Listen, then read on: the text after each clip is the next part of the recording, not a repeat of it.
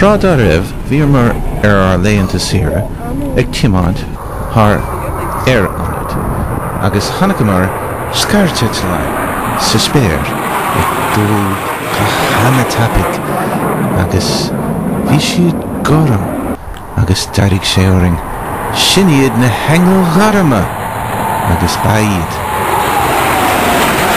Scairdeitleáin ó chalach na Stát Aontaithe a seaíod agus F.A. 80 Chearnamháin iad nó F.A. 18 Hornets as béarla. Déanann siad tá spáintis chun chuireanúil cé go brás atá saidúirí chailg agus chalach Mheiriceá agus fórsaí Mheiriceá i gcoitinne agus tugann siad seo anna bhrá do na daoine. Déanann siad geáití atá anna dainsearach agus anna taitneamhach mar tá siad có coirtheach sin.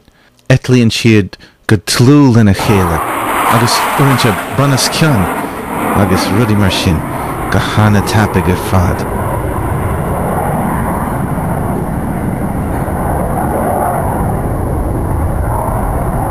Bantach an deis a bhí againn iad eiscint ar léonta sira gan chinne agus gan chastas freisin agus le cúna dé béimiid an iad eiscint a ríis mar tá siad a teacht